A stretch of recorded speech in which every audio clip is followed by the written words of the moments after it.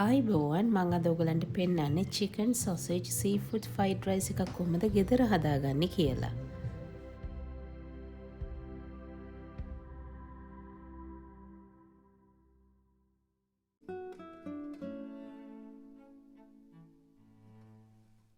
අපිට අවශ්‍ය වෙනවා හීනෙට කපාගත්ත ඉඟුරු ටිකක්, ලුණු ටිකක්, සුදු ලුණු, sausages තමන් කැමති වගේ sausages ටිකක්, ඊට අමතරව ඉස්සු දැල්ලෝ ටිකක්, ඊට අමතරව තම්බගත්ත chicken.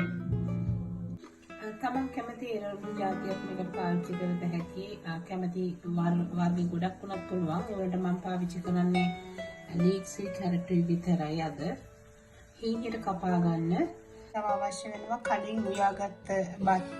ඔයගොල්ලන් බත් කැමති නැත්නම් ඒ වෙනුවට ඔයගොල්ලන්ට නූඩල්ස් පාවිච්චි කරන්නත් පුළුවන්. මම මේකට සෝයා සෝස් දානවා. තමන් කැමති නම් විතරක් ලුණු දාන්නත් පුළුවන්. හැබැයි සෝයා සෝස් වල ලුණු තියෙන හන්දා ලුණු රසය වැඩි. ඒක හන්දා ලුණු දානකොට ටිකක් බලාගෙන. දැන් තෙල් ටිකක් ලිපේ තියලා ඒකට අපි දාගන්නවා අපේ ලුණු කපාගත්ත ලුණු ටික.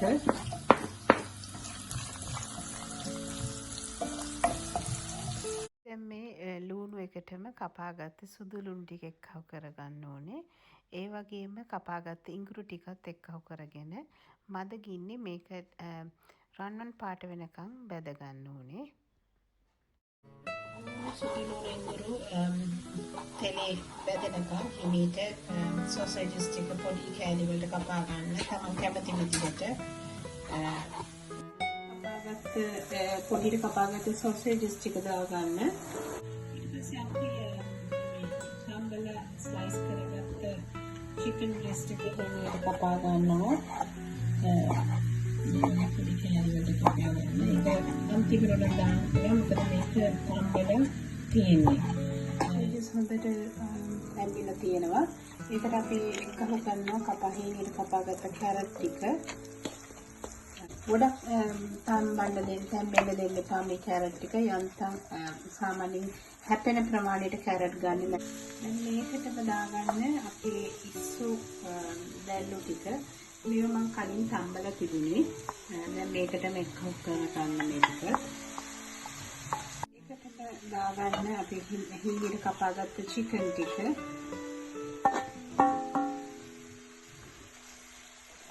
හොඳට ඔක්කොම ටික මික්ස් කරන්න.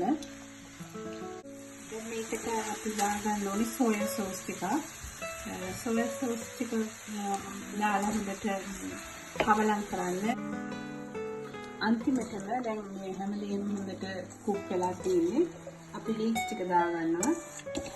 ලීක්ස් ටිකත් වැඩියෙන් සම්බ ගන්න එපා. මොකද මේ ලීක්ස් කියන දේ හරි ඉක්මනට තැම්බෙන දෙයක්. ඒක නිසා මෙහෙම උඩින් කවලම් කරලා ලිප වහලා තිබ්බම නම් හොඳටම ඇති. මම දැන් ඔයගලන්ට පෙන්නන්න යන්නේ මේ අපි හදාගත්ත එළවලු seafood chicken sausage mix එකේ කොහොමද ගොඩක් ස්පයිසි විදිහට fried rice එක කොහොමද ස්පයිසි විදිහට හදාගන්නේ කියලා. මේකට අපිට අවශ්‍ය වෙනවා සුදු ලුණු. ඔයගලන්ට අපි කලින් පාවිච්චි කරපු භාජනෙම පාවිච්චි කරන්න පුළුවන්. මේකට අවශ්‍ය වෙන සුදු ලුණු හීනෙට කපා ගන්න. මේක ගොඩාක් කර වෙන්න දෙන්න එපා. අපිට ඇත්තටම අවශ්‍ය වෙන්නේ මේ සුදු ලුණු සුවඳ මේ තෙල් වලට ගන්න විතරයි. ඒක නිසා මේක හිමීට බැදෙන්න දෙන්න. බැදීගෙන එනකොට තමයි දාන්න ඕනේ. මේක අපි බැදීගෙන එනකොට අපිට අවශ්‍ය ප්‍රමාණයට අවශ්‍ය ප්‍රමාණයට මේකට දාගන්න කෑලි මිරිස් කුඩු ටිකක්. ඒක තමන් කොච්චර කට ගන්න කැමතිද කියන ප්‍රමාණය අනුව තමයි දාගන්න ඕනේ. එනිසා මේකටම දාගන්නවා අපි කලින් උයාගත්ත බත් ටික.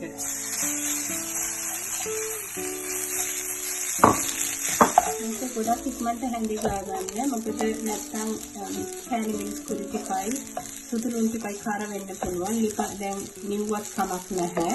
මොකද මේ ඔක්කොම කුක් වෙලා තියෙන්නේ. අපි ලිප නිවලා අපි කලින් හදාගත්ත මික්ස්චර් මේකට දාගමු. තමන්ට අවශ්‍ය ප්‍රමාණයට එළවලු කවලම් කරගන්න.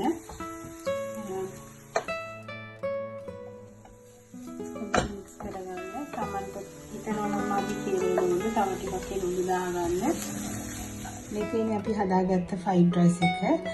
ඔයගලන්ටත් පුළුවන් මේ විදිහට මම කියලා දුන්න විදිහට හදලා බලන්න කොහොමද රස කියලා.